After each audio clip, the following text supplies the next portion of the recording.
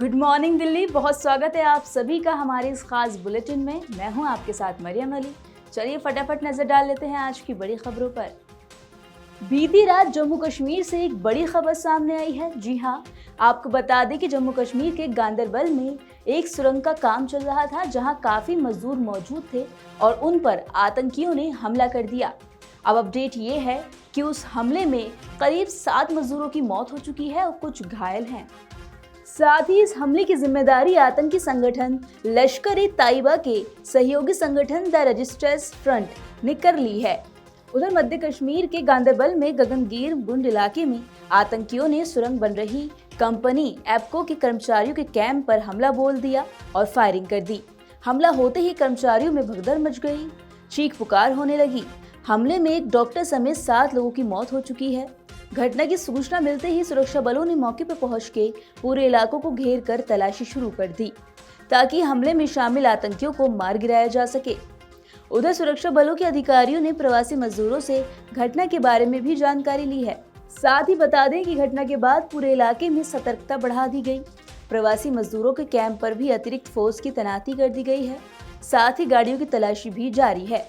उधर प्रधानमंत्री नरेंद्र मोदी 16वें ब्रिक्स शिखर सम्मेलन के लिए आज रूस जाएंगे।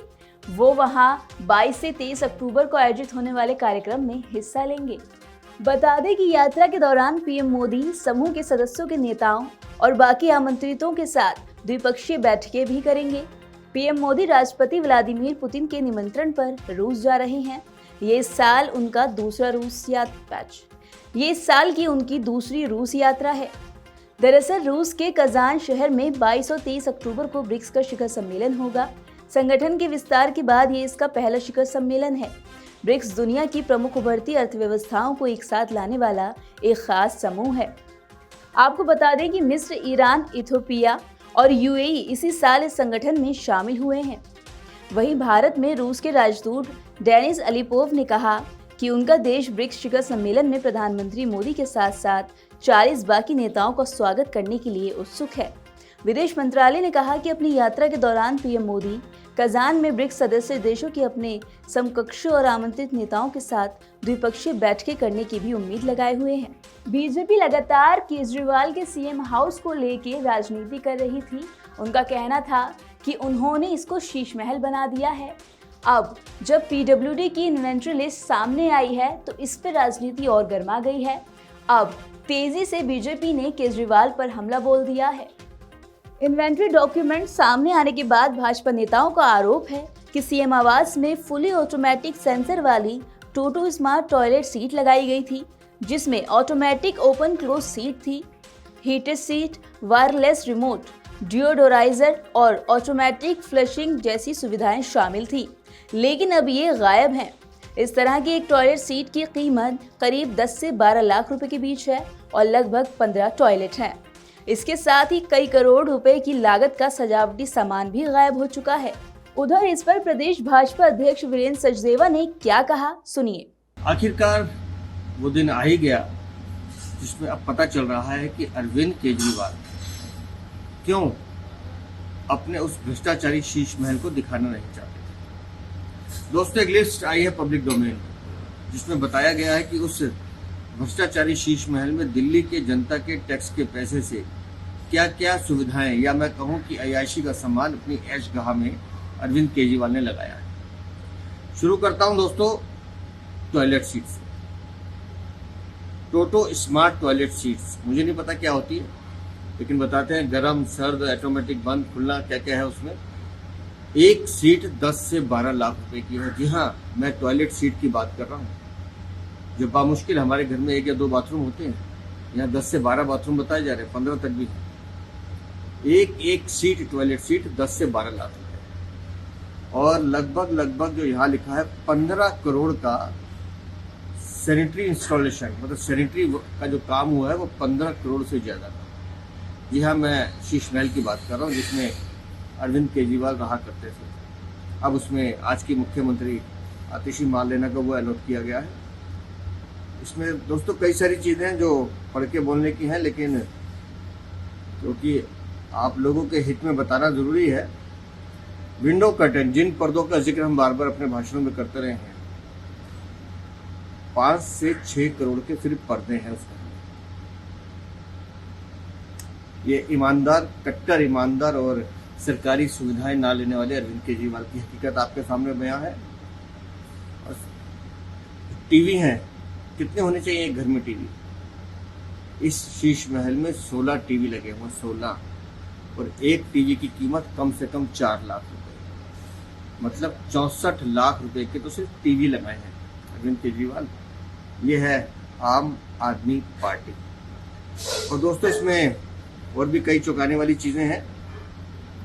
हमने लगातार फर्श की बात की है, हमने रिक्लाइनर सोफा, ये रिक्लाइनर सोफा होता है जिसमें पैर लंबे करके आदमी लेट जाता है। अरविंद केजरीवाल को चाहिए होगा आराम के लिए, लेकिन यहाँ सोफे भी लगाए गए हैं 8, और एक सोफे की कीमत है कुछ खास नहीं, 1.25 लाख रुपए, मतलब 10 लाख रुपए के सोफे।